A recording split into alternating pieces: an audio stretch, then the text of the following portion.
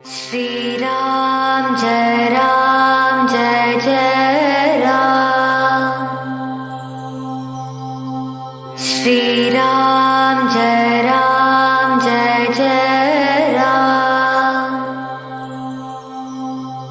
श्री राम जय जय राम। श्री राम तेहि बल मैं रघुपति गुण गाथा, कहीं हम नाई राम पद माथा। मुनिन प्रथम हरि कीरति गाई, तेहि मग चलत सुगम मोहि भाई।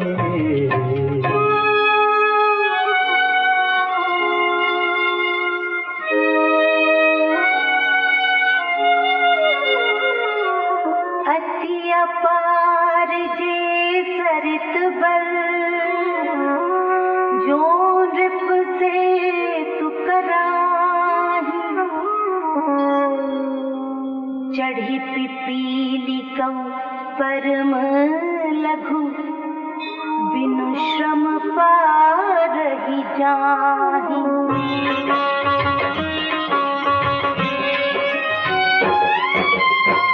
एहि प्रकार बल मन ही दिखाई, करिहउँ रघुपति कथा सुहाई।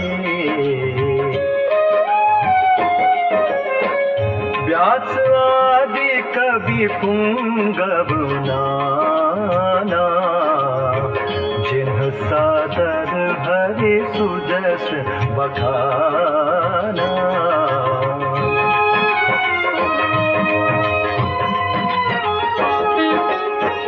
चरण कमल बंदाऊ तिन्ह केरे, पूर्वहु सकल मनोरथ मेरे।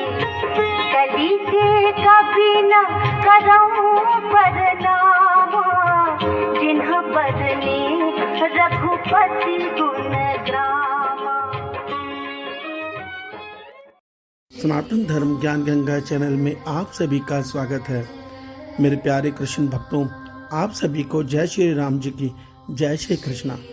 मेरे प्यारे राम भक्तों, सनातन धर्म ज्ञान गंगा चैनल के आज की वीडियो में हम लोग श्री रामचरितमानस के बालकांड में प्रथम सोपान में पहले महास्परायण में दोहा नंबर 13 से पहले का एक चौपाई और दोहा नंबर 13 के आगे की 2 चौपाइयों को भगवान श्री रामचंद्र जी की कृपा से सरल रूप में सुनने और समझने का प्रयास करेंगे। जय श्री राम जी की। मेरे प्यारे राम भक्तों, महान संत, महान भगवान के भक्त श्री गोस्वामी तुलसीदास जी ने श्री रामचरितमानस जो वाल्मीकि जी ने संस्कृत में लिखी थी, उसका अवधि में आसान रूप में लिखकर संसार का कल्याण किया है।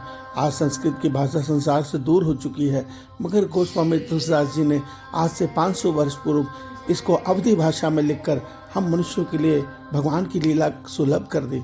हम इस लीला को पढ़कर सुनकर आनंदित हो सकते हैं, भगवान की भक्ति पा सकते हैं। विश्वास मानिए, जो सुख और आनंद भगवान की इस लीला में है, वो संसार में किसी भी सुख वैभव में नहीं है। ये मैं शपथ खा के कहता हूँ।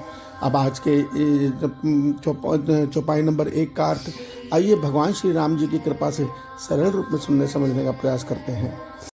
मेरे प्यारे राम भक्तों, आज के प्रथम चौपाई में श्री गोस्वामी तुलसीदास जी कहते हैं कि ये जो मैं रामचरितमानस लिख रहा हूँ, इसमें मुझे प्रभु का ही बल मिल रहा है और मुझे इसमें आसानी इसलिए हो रही है क्योंकि पहले हमारे सिद्ध महापुरुषों ने इस लीला को बड़े प्रेम से लिखा है।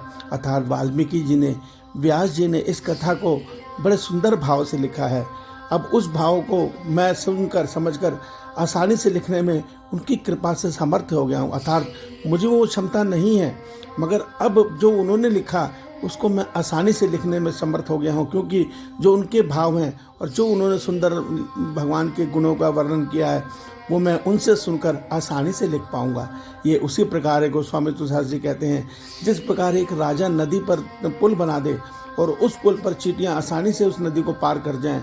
ठीक इसी प्रकार जो हमारे महापुरुषों ने पहले भगवान के गुणों का वर्णन किया है अपने ग्रंथों में, उसी को पढ़कर समझकर मैं आसानी से श्री राम कथा के गुणों को लिखने में सक्षम हुआ हूँ।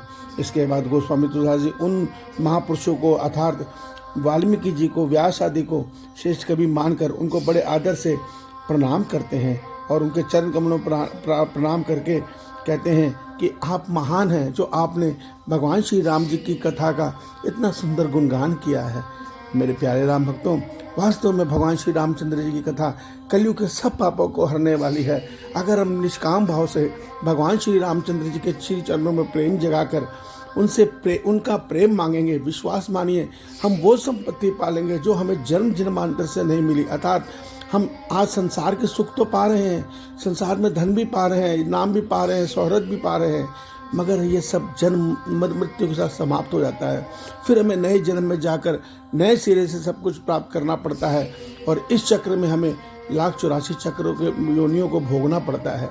मगर श्री रामचंद्र जी की ये निर्मल कथा हमारे इस चक्र को तोड़ देगी, हमारे मन में वो परमात्मा का प्रेम आनंद दे देगी जिसके लिए हम जन्म जन्मांतर से भटक रहे हैं, जिसकी तलाश हम जन्म जन्मांतर से कर रहे हैं। इस सत्य को समझिए। श्री रामचंद्र जी आप सबका कल्याण करें। आपका दिन शुभ हो। जय श्री राम जी की जय श्री कृष्णा।